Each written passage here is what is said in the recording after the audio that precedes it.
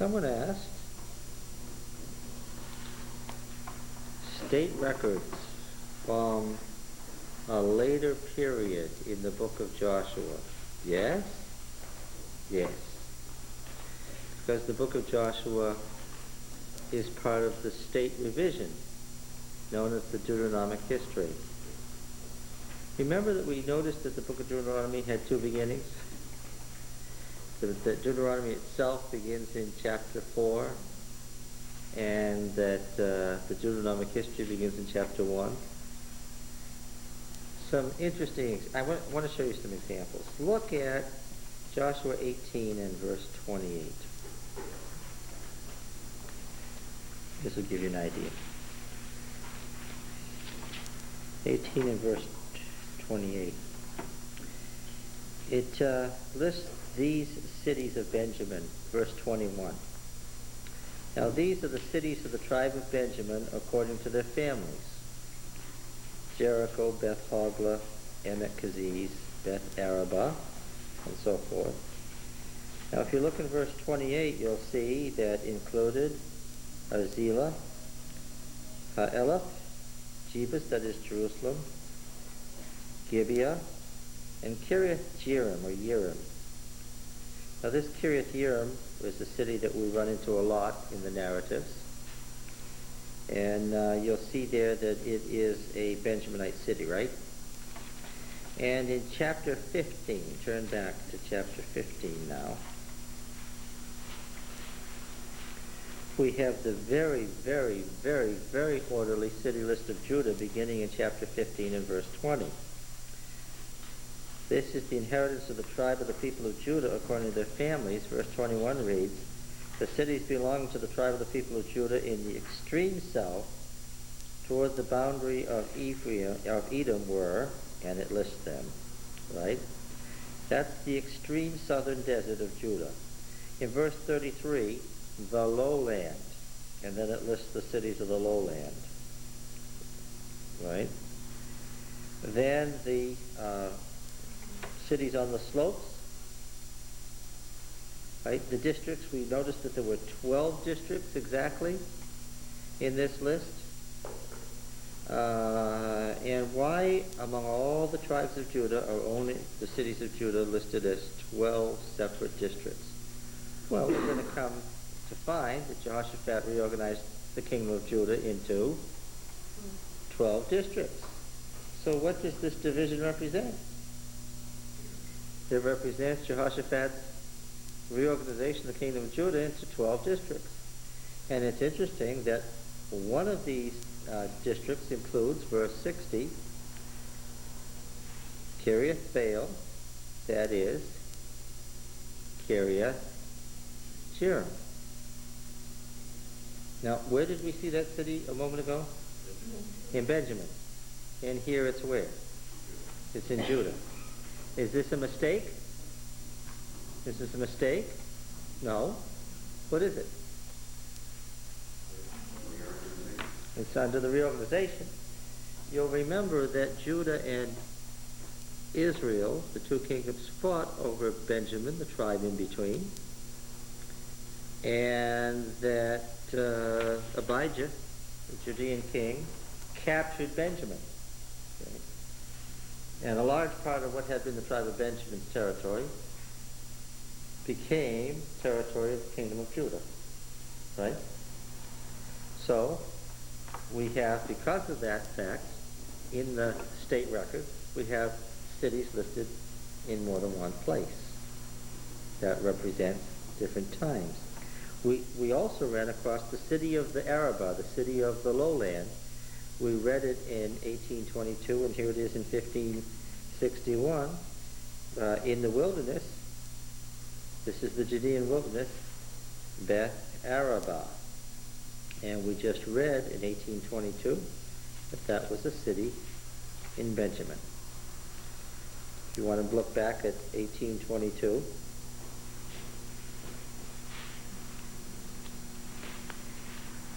it's the first city listed in the list in verse 22. You see it there?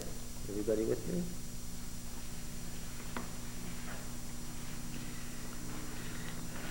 All right.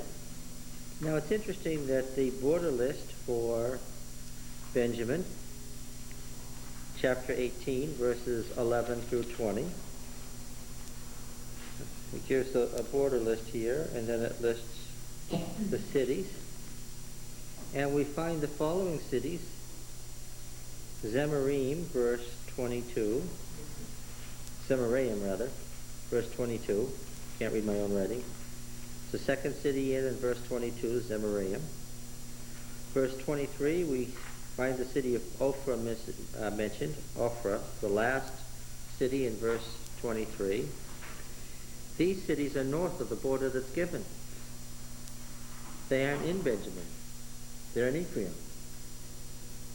But here they're listed in Benjamin. Why? They represent a time when the northern border of Judah has been expanded at the expense of the southern border of the kingdom of Israel. So we actually have a border described down to verse 19, and then we have some cities, and some of the cities are north of the northern border that's given. Interesting. All right. The city list in Judah that we just read in 15. Let's look back again. City list in 15. This very organized city list in chapter 15 contains a whole series of cities that are also mentioned in chapter 19, verses 2 to 7. Except the cities that are listed in chapter 19, verses 2 to 7, are cities of what tribe?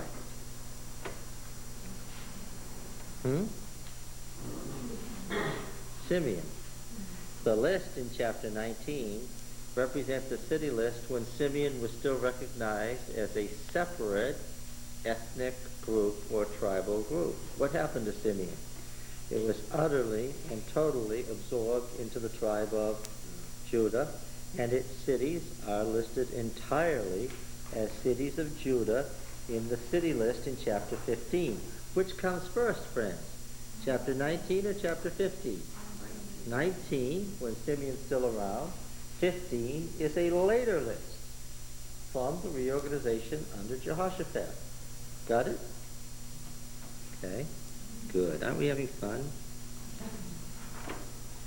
By the way, what does this do to the fundamentalist position that Joshua has to have written all of Joshua? What do we have to say? Yeah, it's not, it is impossible, absolutely impossible.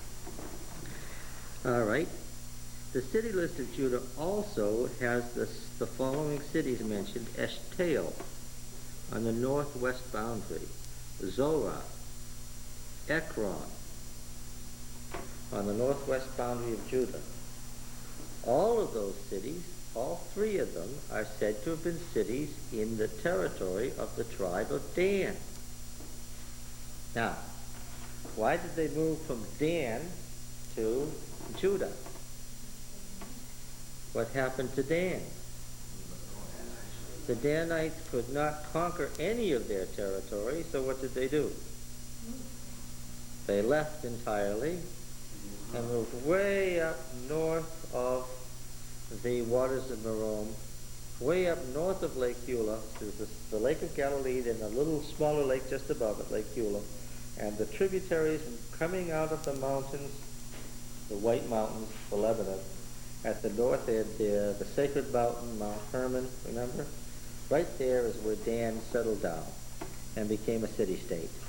One great city with the surrounding villages and region. Okay? Is that an area that hadn't been allotted to any other group? That's right. That was in the land that remained. Okay. Remember that? Land that remained in chapter 13? Yes. Yes. When we read the border list of Benjamin and I mentioned this before, but I didn't put emphasis on it because it wasn't a problem, but this is all because somebody asked a question after class last week. When I read the border list of Benjamin, I noted that there is no western border to Benjamin. We don't know exactly where Benjamin ends as it goes over toward the Mediterranean. Well, what should have been over there was a border with Dan, because as you came up out of the Arabah, Gilgal, Jericho, went up into the mountains of Benjamin, it should have gone straight across to the foothills and down to the coastal plain all the way. But it doesn't go all the way because there used to be a tribe there, and the tribe that was there was Dan. But Dan isn't listed, and so we're missing a western border. Why did he take out the western border? Because the western border was between Benjamin and Dan. And Dan is gone. All right. So Benjamin has no western border because it used to be border with a tribe that isn't there anymore. All right. Something else that's very interesting. We have city lists for Zebulun, Asher, Reuben. These are not serious tribes, right? So he has no real interest in Asher and Zebulun. Issachar even has a city list, and it was absorbed entirely into Zebulun. We even have a city list for Reuben, Heshbon, the southern tableland there in Transjordan. But there's no city list for Ephraim and Manasseh. Why is that surprising? Who were Ephraim and Manasseh? The largest tribes. They constituted the same. No matter how big or small the borders of the northern kingdom got over the centuries, as it either waxed or waned, Ephraim and Manasseh were always what? Were always territory of Israel. And yet there's no city lists. Does this mean that all the various monarchies who ruled over the kingdom of Israel never had any city lists at their disposal? I wonder how much tax we'll bring in this year. It's hard to tell because we don't know how many cities we have in our kingdom. No, I don't think we'll count them. Is that how they did it? No, obviously the kingdom of Israel had a city list. Clearly what has happened. It did not survive the destruction of the northern state. He didn't have it at his disposal. Since he was prone to including both border lists and city lists, we would presume that the prophet would have done what? Included the city list, and this would have been the city list of the kingdom of Israel proper. It's not there. We have to assume that it got lost in the destruction of 722. John, why would he not have included some of the cities from his own personal memory? Well, because he was, and after all, if we're correct in saying that the Deuteronomic historian is Jeremiah, he's from what was part of the northern kingdom originally. Because he's working with state records. Do you remember my saying to you that he's using those records as an argument that what he's saying is so, and he's giving a theological interpretation, and you have to agree that this is so because these are records that all agree to. He's not making it up as he goes along. He chooses not to do that. The Levitical cities in Joshua 21. These are interesting.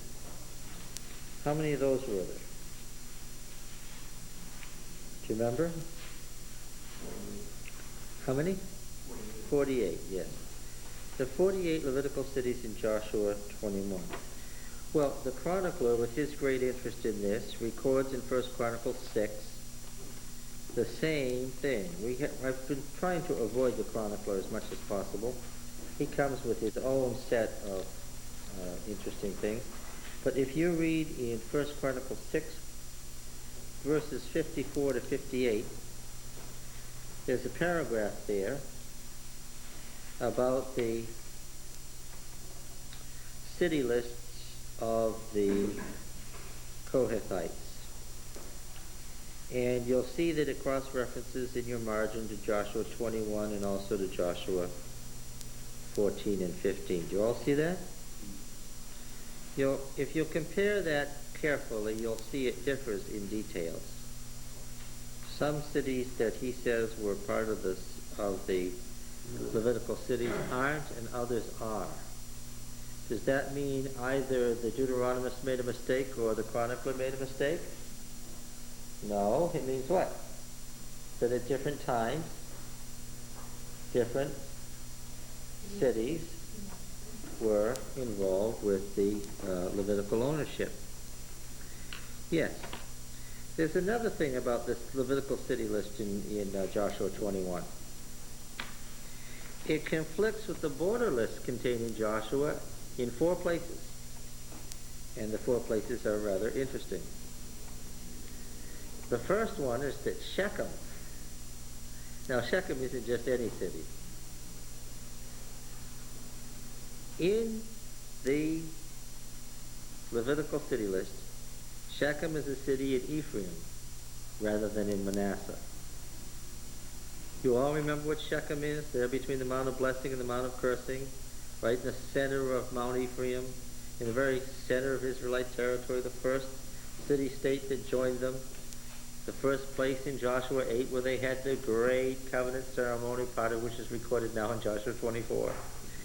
Shechem, that great holy city, is listed in Ephraim rather than Manasseh. Disagrees with the border list. Tiberias is in Issachar rather than in Zebulun in 1913. Well, I understand that. It was first a city of Issachar. Later, Issachar was absorbed into Zebulun. There was no true border between Issachar and Zebulun. Jokneam is listed in Zebulun rather than in Asher, which means that the tribe of Zebulun crossed the Jezreel Valley and took up some of Asher's space along the coastal plain. The fourth one is interesting, and that is that Heshbon in the tableland of Moab in Transjordan, right opposite Jerusalem. Heshbon is listed in Gad rather than in Reuben. Reuben was the chief city of the Heshbon was the chief city of the Reubenites, and here it's listed in Gad. Well, what happened to Reuben? Reuben, like Simeon, disappeared. So the record that says that Heshbon was in Gad is earlier or later? Later. And of course the whole Levitical city list is later. Why? Because as I pointed out when we read it, several of the cities listed there weren't conquered by Israel until when? Until the time of David. And it was David who gave these cities ultimately to the Levites. So we have here Joshua casting lots and saying this city is for the Kohathites, but the Kohathites weren't going to get it for 400 years. All right.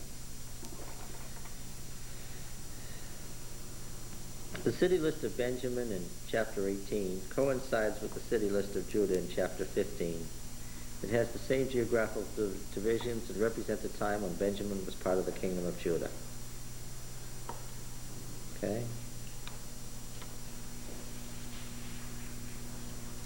It represents the time after the reorganization under Jehoshaphat, long after the time when Abijah had conquered Benjamin and made it part of the kingdom of Judah.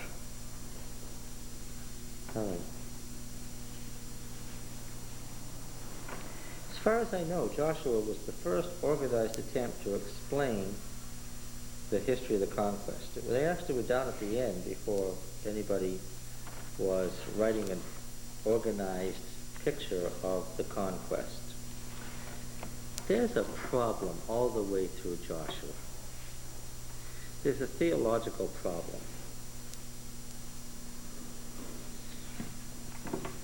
The generation under Moses rebelled. They became idolatrous. They almost didn't get the land. God decided to give them the land anyway, according to Deuteronomy 9. And Joshua is an expansion of Deuteronomy 9, and it alludes to Deuteronomy 9 constantly. Why did the second generation get the land? Because God decided that even though the first generation was idolatrous, what he would do was wipe out that generation and give Israel the land anyway. Is there anything in Joshua that says that the second generation was idolatrous? No. Since they weren't. Says they weren't idolatrous. Okay, now what's the problem then, Richard?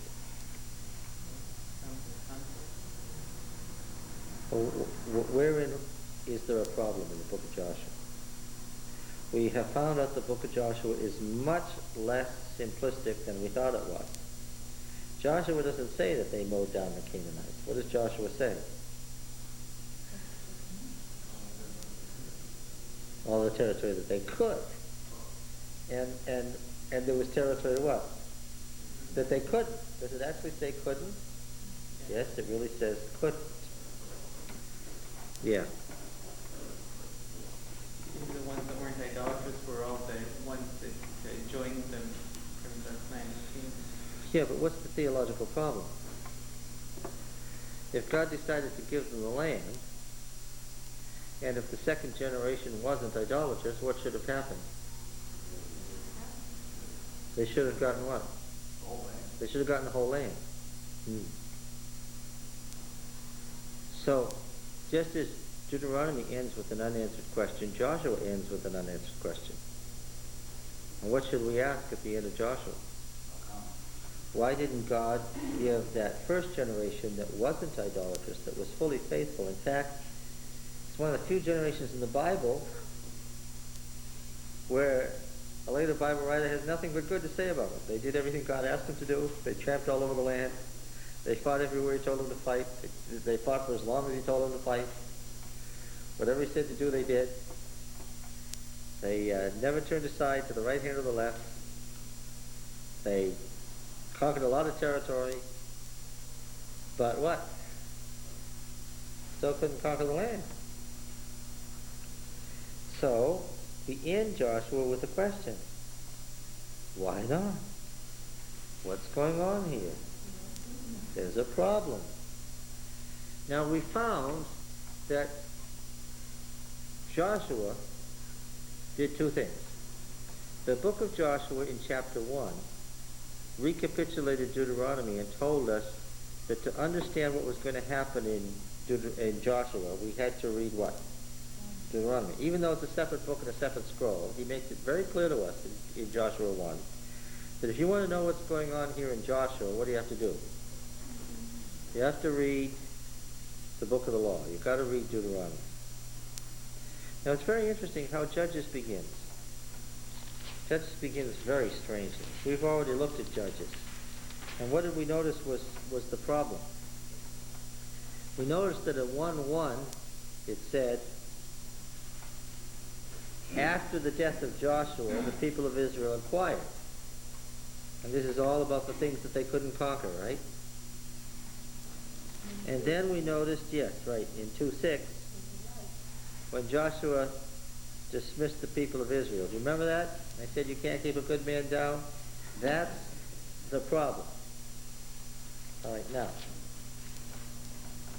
what's going on here? Apparently we have an editor who can't edit very well. Are we going to give the Deuteronomist a D in Bible editing? Is he just really dumb? Not too bright? Very busy that day? What if I warned you about the Deuteronomist by now? Huh? He's clever. He does things deliberately. He does things very deliberately. Things don't happen by accident. He's sophisticated in his manner. What'd you say, hidden agenda? Yes, he has a hidden agenda that becomes more and more apparent the deeper you go into the history. He chooses to trick his audience at the beginning because he's leading them down to the path of, and if you agreed with this, you're stuck with the fact that Judah's facing destruction. And we have to make some major changes. Okay? Yes. If we start out after the death of Joshua and find Joshua is alive in the next chapter, there's got to be something going on. We never give this writer a D in Bible editing because he wrote a third of the Old Testament and he knew he was doing it when he did it. All right? Let's see what we can find out. What's the picture of the conquest in the book of Joshua? As we end, let's reiterate. What's the picture? The conquest is what? It's partial, incomplete, Despite the fundamentalist belief about what the book of Joshua says, the book of Joshua is strangely unsatisfying. Why? But it doesn't say that. Well, Deuteronomy says that, yeah, you're going to conquer the whole land. But in Joshua, they do what they're supposed to do, but what? They haven't conquered the land. And what question do you have to ask? Yeah, what's going on here? Why haven't we got the land in our possession? It does. Very much so. Yes.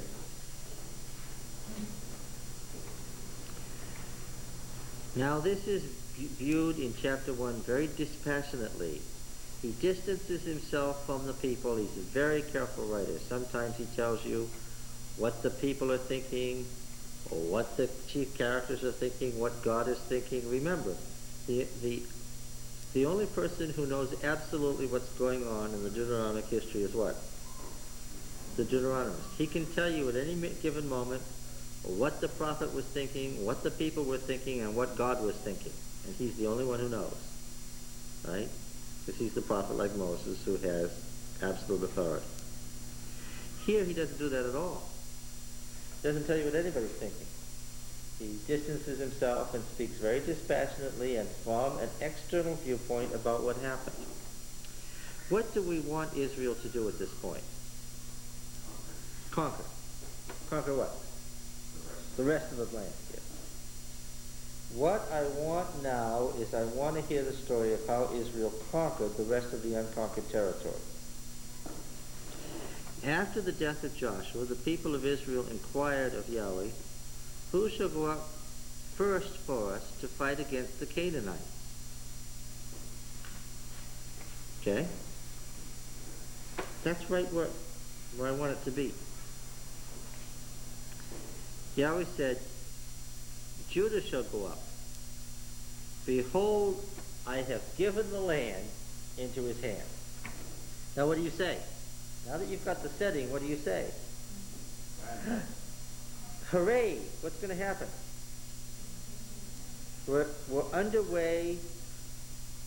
We're on shore footing. What's going to happen now? We're going to conquer the land now. Yay. Okay. Judah said to Simeon, his brother, this is good. He's going to take another tribe with him. Come up with me into the territory allotted to me, that we may fight against the Canaanites, and I likewise will go with you into the territory allotted to you. This makes me think of the Transjordanian tribes and their willingness to fight for Israel. So Simeon went with him. Judah went up, and Yahweh gave the Canaanites and the Perizzites into their hand. Well, what do you say? Hooray! It started. We're going to do it now. And they defeated 10,000 of them at Bezek. They're still in the hill country with the rest of the tribes up there in Ephraim. They haven't moved south yet. They're all camped around Shiloh, waiting for something to happen.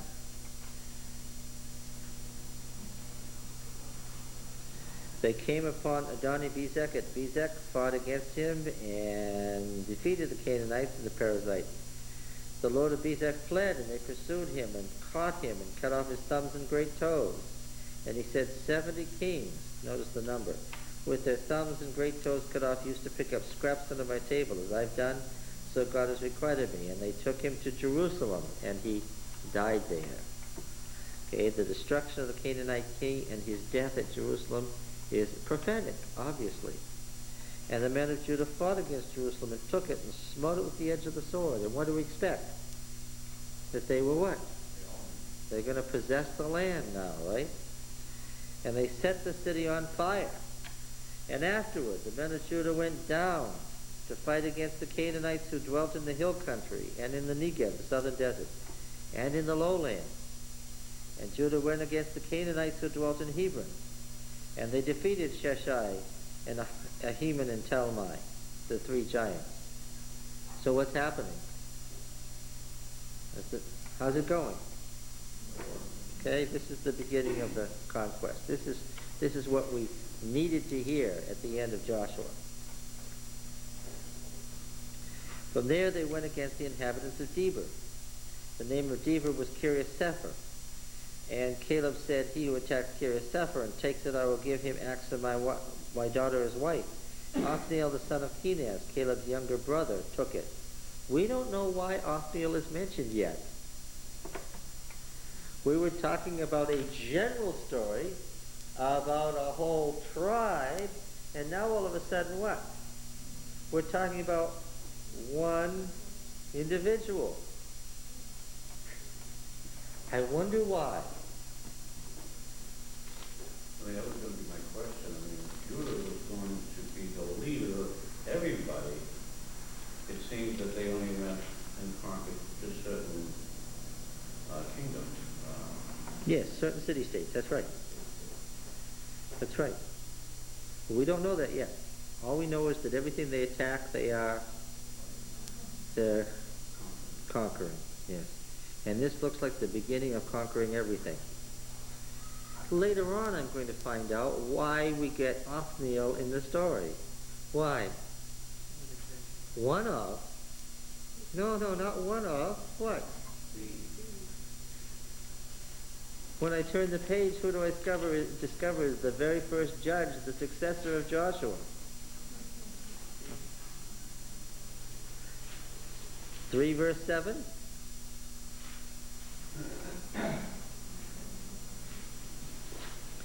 Actually, he's not mentioned in verse 9. When the people of Israel cried to Yahweh, Yahweh raised up a deliverer for the people of Israel, who delivered them Othniel, son of Kenaz, Caleb's younger brother. All I said was that in chapter 1, he slipped very quickly from describing the whole of the tribes of Simeon and Judah down to one person. And all I said was, we don't know in chapter 1 why he did that. But I've said many times, none of this stuff is by accident. Brings them in here quite deliberately. Because Joshua has died. The first person who conquers after Joshua in the narrative is Othniel. Not Caleb. Othniel. Right?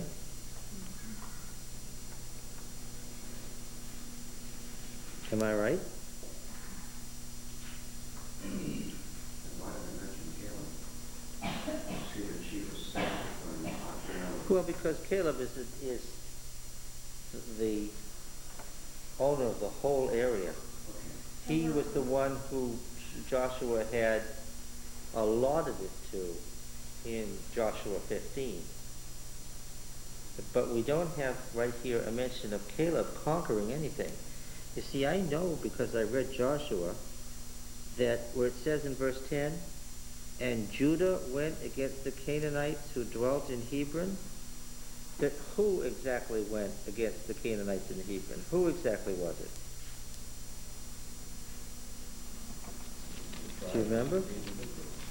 Let's read Joshua 15 again. You'll see a perfect example of how subtle the Deuteronomist is he right?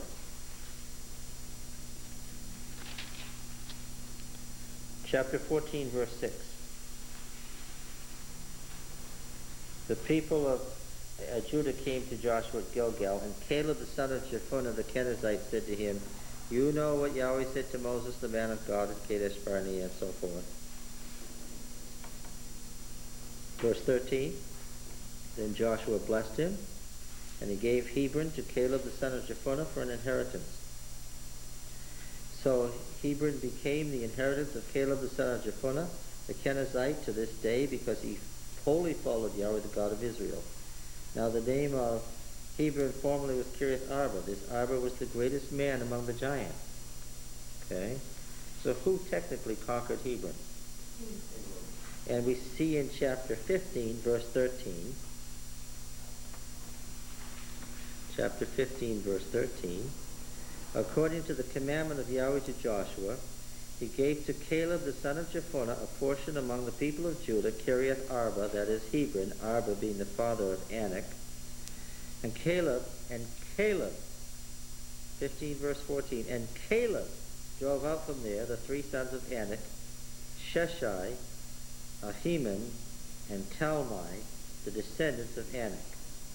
And he went up from there against the inhabitants of Debir. Now, the name of Debir formerly was Kiriath Sefer. And Caleb says, whoever smites Kiriath Sefer. So who's actually doing the winning here? Caleb is. But that's not how it's written in Judges 1, because he doesn't want to write it that way in Judges 1. Who is it in Judges 1? First, who conquers Hebron in Judges 1? Hebron first. Who conquers Hebron in Judges 1? Judah, the tribe. There's no mention of who? Caleb. He doesn't want to mention Caleb here. Why? He wants it to be a succession from Joshua to Othniel. Got it? It's all intentional. Is everybody with me? I can say it again. Yes, but I have a question. Yes, but you have a question, okay? Did Jeremiah oversee the book of Joshua and present it to Israel, then the book of Judges? In that order or no? Yes, but now, here's something that's very important for you to understand. It's going to make a lot of sense here and lots of other places. It would have helped in Joshua 2 and 3 when we were describing the sequence. You have to remember that when the Deuteronomic history was created, they didn't all get a copy. And they didn't come and sit down on Sabbath afternoon and study it out of their scrolls and compare. They didn't take Judges and say, didn't we read back in Joshua 14 and 15 that it was Caleb who did this? How was this presented to the people? Orally. It was read aloud in groups on occasion. That's right. They didn't have their own copies. I could see lots of stuff as I read that they couldn't see, because I have my own private set of scrolls, and so do you, and I can point it out to you. But right now, they are about to hear the first 3 chapters of Judges together. Okay? They're not hearing together with this what happened way back in Joshua 14 and 15. They're hearing this read aloud.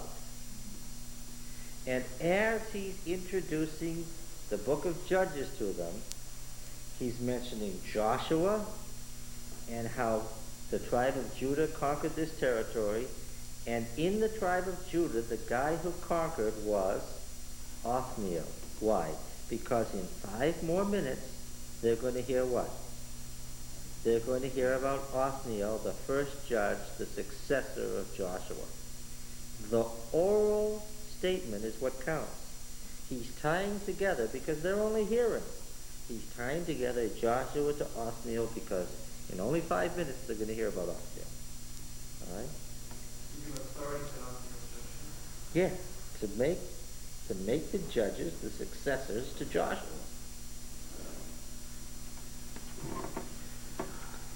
Isn't this fun? Yes. Well, if Jeremiah hadn't made them the successors to Joshua, who would have been? Well, remember that he wants them to theologically be, because he's got a line, right? He's got a line of judges from Moses to Samuel, and then what happens? Then the judgeship is split into prophet and king. The military aspects of judgeship, the civil aspects of judgeship, leading the nation and as head of state, go to the king. The charismatic aspects of judgeship, the led by the Spirit of God, overpowered by the Spirit of Yahweh, go to the prophet. What really happened?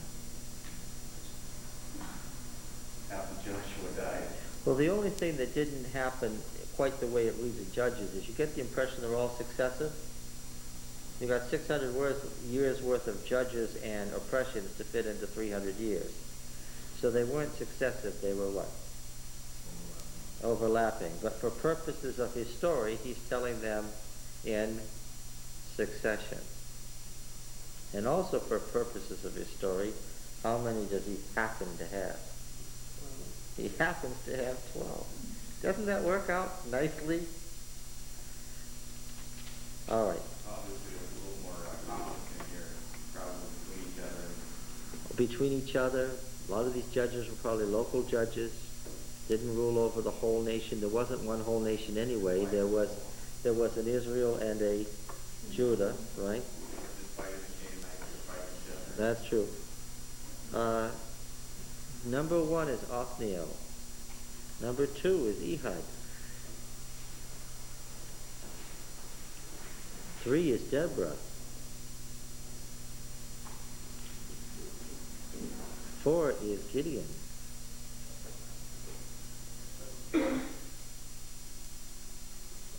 5 is Jephthah. Don't ask me to repeat them. You got them in your own set of scrolls. At 6 is Samson. Those are the ones that are talked about, described, and the events and courses of their career are described. Now, in order to get 12, he mentions 6 more. And when I say he mentions, what do I mean? I mean he mentions. That's exactly it. He mentions Shamgar and Tola and Jair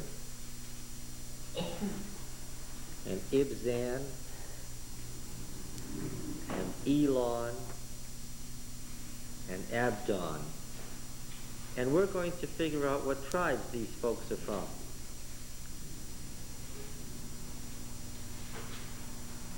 Right? And what are we going to find out? In his perfect schema of things, what do we have? We have, yes, 12 tribes. We have a person for each tribe. Yeah. That's what 12, 6, 8, 2, 6, 9. Yeah, that's right. In fact, these minor judges might have been more powerful than some of the major ones. We don't know. All we know is what he tells us about. Some of them ruled contemporaneously, overlapped, certainly. Some of them were in small geographical areas, some of them in larger geographical areas. Okay. What happened to all this material that Jeremiah had all in one place at one time? Did all that?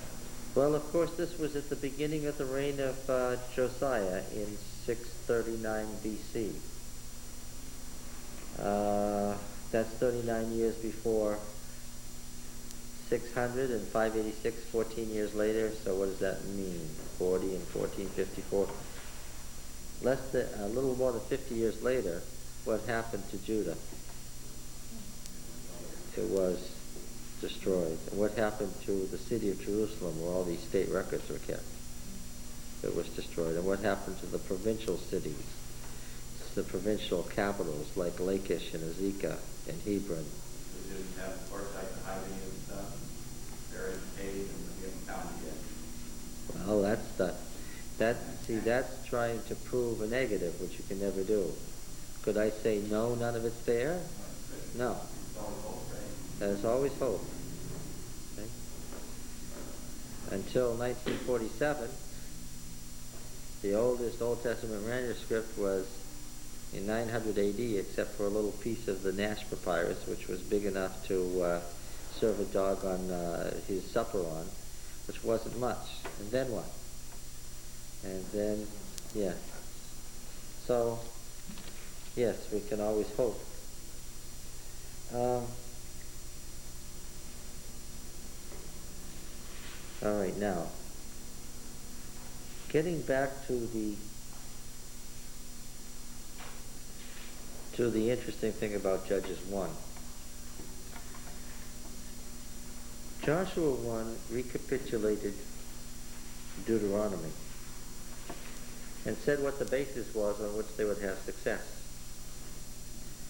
Judges 1 recapitulates Joshua because we're going to find out, and we already have found out, in fact, that everything that we see described in this chapter has already been described in greater detail where?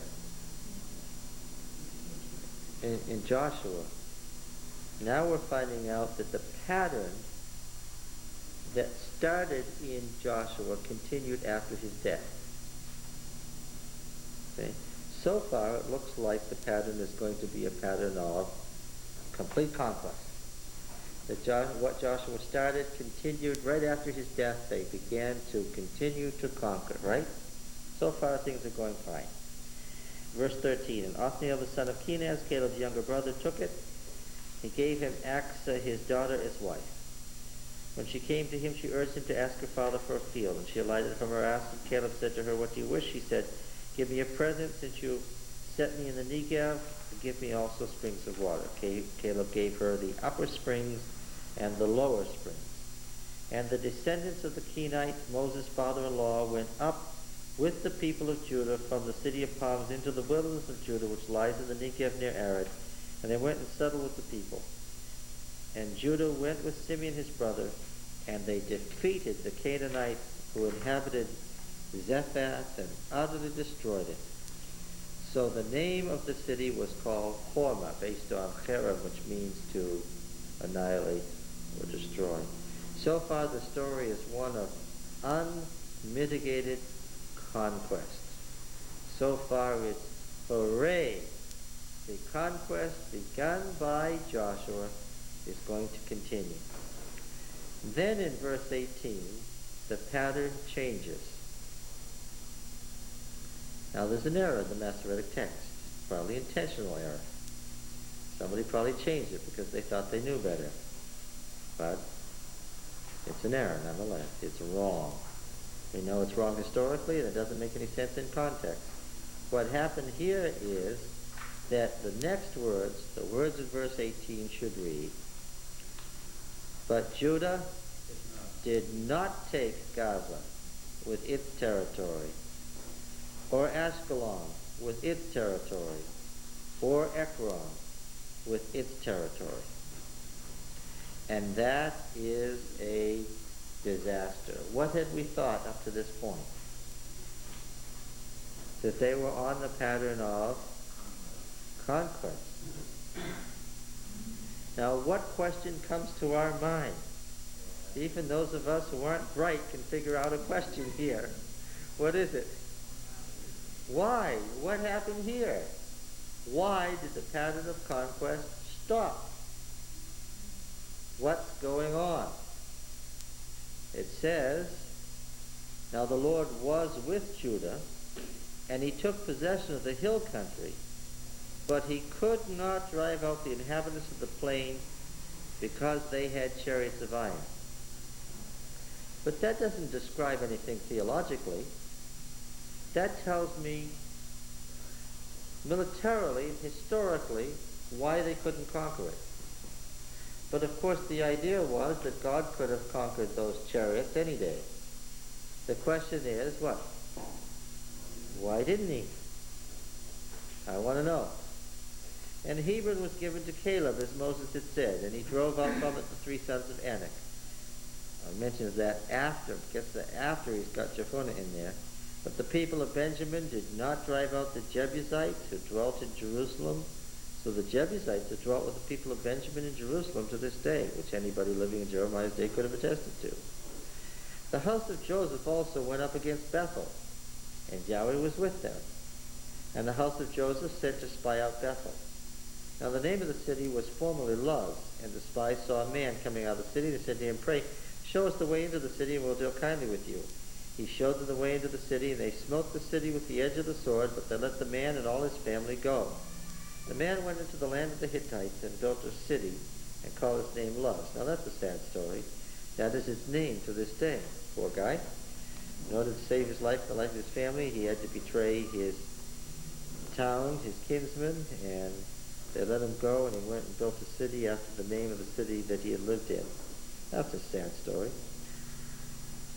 Manasseh did not drive out the inhabitants of Bethshan and its villages. Bethshan there in the northern Jordan Valley, a great Canaanite center, or Taanach in the Jezreel Valley, which connects the Jordan Valley to the coastal plain, or the inhabitants of Dor on the great Phoenician city on the coastal plain just south of the Carmel Ridge and its villages, or the inhabitants of Ibleam and its villages, or the inhabitants of Megiddo, the great city that guards the Aruna Pass from the Jezreel Valley to the coastal plain. or its villages, but the Canaanites persisted in dwelling in that land. When Israel grew strong, they put the Canaanites to forced labor, but they did not utterly drive them out. And Ephraim did not drive out the Canaanites, who dwelt in Gezer, the great city in the foothills, halfway between the mountains and the sea. But the Canaanites dwelt in Gezer among them. Zebulun did not drive out the inhabitants of Kitron or the inhabitants of Nahalol, but the Canaanites dwelt among them and became subject to forced labor. Asher did not drive out the inhabitants of Akko, north of the Carmel Ridge, or the inhabitants of Sidon. You know where that is, in the Lebanon coast. Or Aklev, or Aksib, or Helba, or Aphik, or Rehob. But the Asherites dwelt among the Canaanites, meaning that really the Canaanites were more numerous, and they were the interlopers, the inhabitants of the land. They didn't drive them out. Naphtali did not drive out the inhabitants of Beth Shemesh, the house of the sun, or the inhabitants of Beth Anet, the house of Anet, but dwelt among the Canaanites, the inhabitants of the land. Nevertheless, the inhabitants of Beth Shemesh and Beth Anet became subject to forced labor for them. The Amorites pressed the Danites back into the hill country, for they did not allow them to come down into the plain. The Amorites persisted in dwelling in Hahiris and Ajalon and Shalbim, but the hand of the house of Joseph rested heavily on them, and they became subject to forced labor. And the border of the Amorite ran from the ascent of Akrabim, from Selah and upward. I still have one question, and the question is becoming more intense with every passing verse. What's the question? Yes, what is the problem here? We still have no statement that the generation of Joshua had done anything wrong. This is right after the death of Joshua. We still have no statement that anything is wrong. We have a problem.